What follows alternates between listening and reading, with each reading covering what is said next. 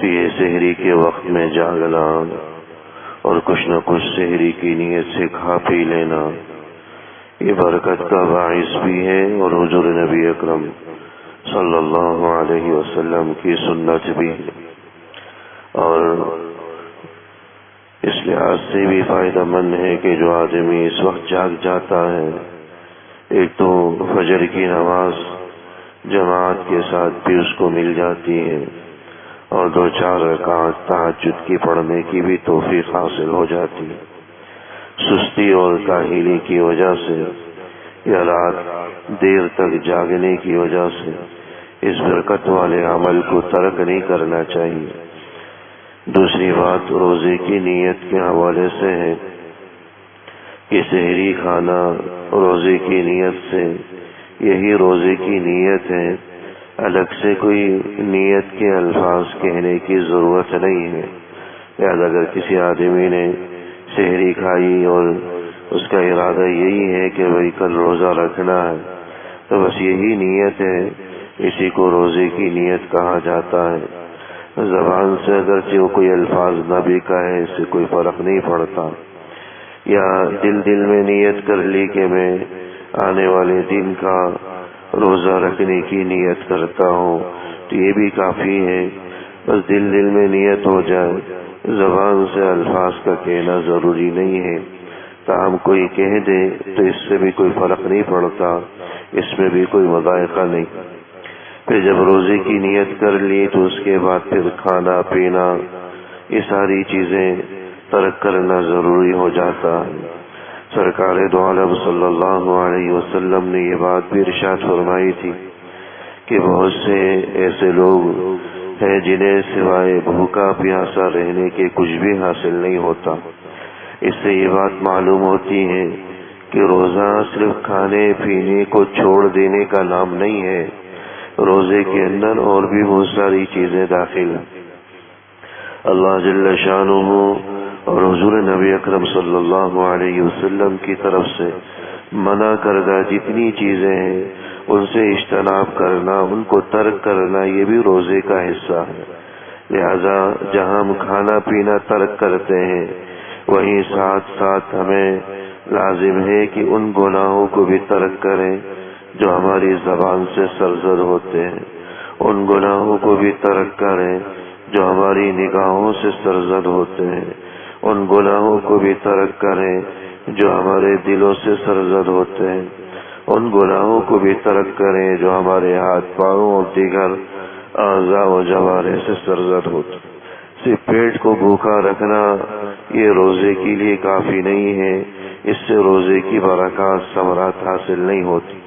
لہذا ایک آدمی پورا دن بھوکا پیاسا رہا لیکن زبان اس کے قابو میں نہیں ہے، زبان میں غیبت جاری ہے، زبان میں گالم گلوچ ہے، زبان سے جھوٹ وہ بول رہا ہے، زبان سے وہ الزام تراشیاں کر رہا ہے، زبان سے وہ تہمت باندھ رہا ہے، زبان سے دوسروں کو طعنے دے رہا ہے، زبان سے چغلی کھا رہا ہے، زبان سے لوگوں کی عیوب بیان کر رہا ہے، تو ایسے آدمی کا بھوکا پیاسا رہنے کا کوئی فائدہ، کوئی ثمرہ، کوئی نتیجہ حاصل نہیں ہوتا۔ تو صرف پیٹ کا روزہ نہیں ہے، ہمیں اپنی زبان کا بھی روزہ رکھنا ہے، اور زبان کا روزہ یہ ہے کہ ہماری زبان بے قابو نہ ہو۔ عام دنوں میں بھی اس کا اہتمام ہونا چاہیے، اور رمضان میں تو اس کا کہیں زیادہ اس کا اہتمام ہونا چاہیے۔ یاد رکھیے گا کہ اگر ہم بھوکا پیاسا جتنا بھی رہ لیں لیکن ہماری زبان اور دیگر اعضاء ہمارے قابو میں نہیں ہے تو کچھ بھی اس کا فائدہ حاصل نہیں ہوگا، کچھ بھی اس کا ثمرہ حاصل نہیں ہوگا۔ یہ تو ایسے ہی ہے جیسے کہ کوئی آدمی اپنے کمرے کے اندر اے سی لگائے ٹھنڈک کے لیے، لیکن ساتھ میں دروازے اور کھڑکیاں سب کھول دیں تو اس اے سی کا کوئی فائدہ اس کو حاصل نہیں ہوگا۔ یہی حال روزے کا ہے کہ کھانا پینا تو ترک کر لیا لیکن زبان کی لایانیوں کو ترک نہیں کر سکا، تو کھانا پینا ترک کرنے سے جو فائدہ حاصل ہونا چاہیے تھا وہ سب ضائع اور اکارت چلا جاتا ہے۔ تو نہ صرف یہ کہ ہماری زبان بے قابو نہ ہو، زبان سے لایانی جاری نہ ہو، زبان سے گناہ نہ ہو، ساتھ ساتھ یہ بھی ضروری ہے کہ ہماری زبان حق کے لیے استعمال ہو، دین کی دعوت و تبلیغ کے لیے، قرآن کریم کی تلاوت کے لیے، ذکر و اذکار کے لیے، تسبیح تلاوت کے لیے، بھلی اور اچھی باتوں کو بیان کرنے کے لیے، ان چیزوں کے لیے ہماری زبان استعمال۔ اسی طرح آنکھوں کا روزہ بھی ہے۔ آنکھوں کا روزہ یہ ہے کہ ہم اس سے نامحرموں کو نہ دیکھیں، نامحرم چیزوں کو نہ دیکھیں، اور اللہ معاف کرے موبائل کا استعمال تو ہم بالکل ترک کر دیں یا کم سے کم کر دیں، بقدر ضرورت کر دیں۔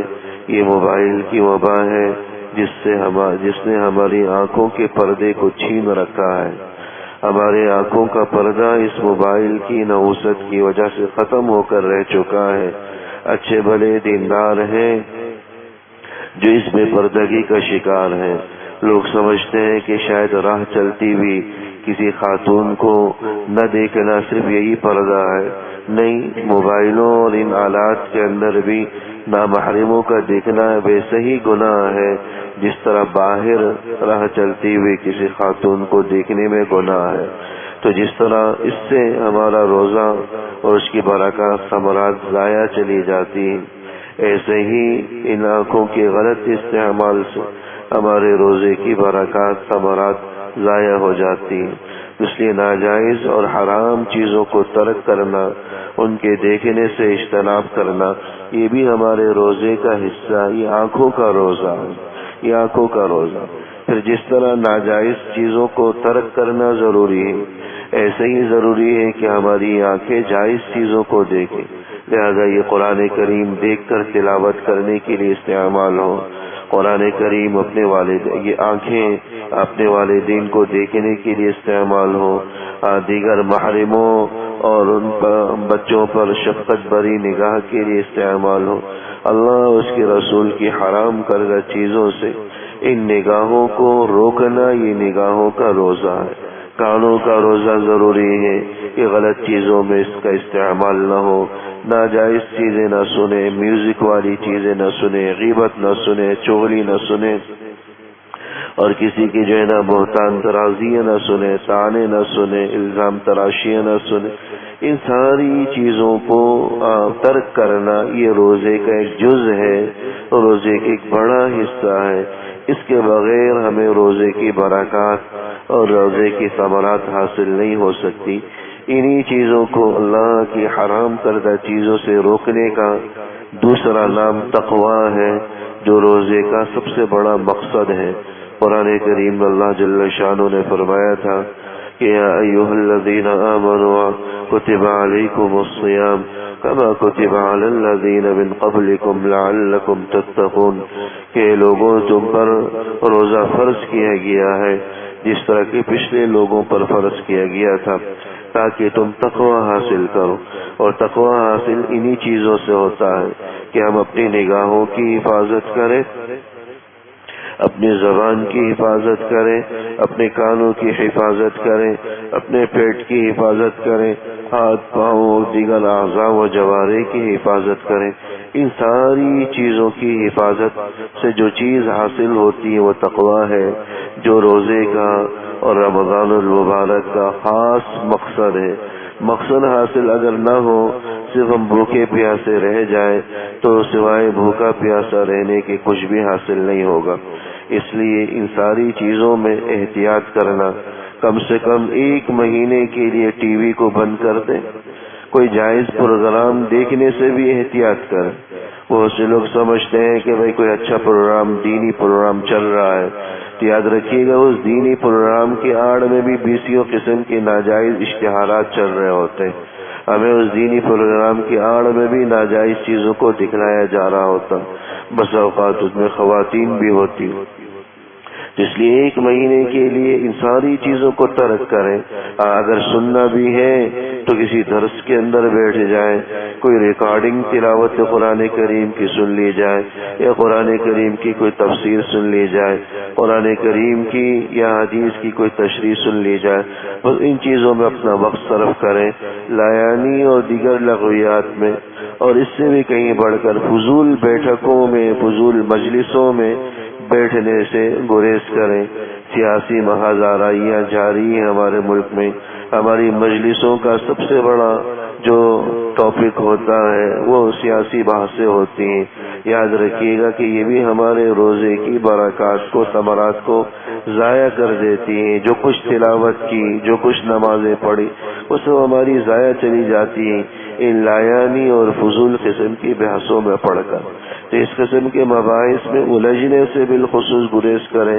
الجھنا تو دور کی بات، اپنی مجلسوں کا موضوع بحث بنانے سے، موضوع سخن بنانے سے بھی اجتناب کریں. ایسی بیٹھکوں کے اندر خود کو بیٹھنے سے گریز کریں. قرآن کریم کی تلاوت کریں، کوئی تسبیح پڑھ لیں، نہیں بھی ہو تو کم سے کم سو جائیں، آرام کر لیں، تاکہ کم سے کم وہ وقت گناہ کی نظر تو نہ ہو اور ہمارا وہ وقت لایانی اور فضول چیزوں میں صرف نہ ہو. اللہ جل شانہ عمل کرنے کے توفیق عطا. ربنا تقبل منا انك انت السميع وتب علينا انك انت التواب. وصلى الله تعالى على خير خلقه محمد وآله وصحبه أجمعين.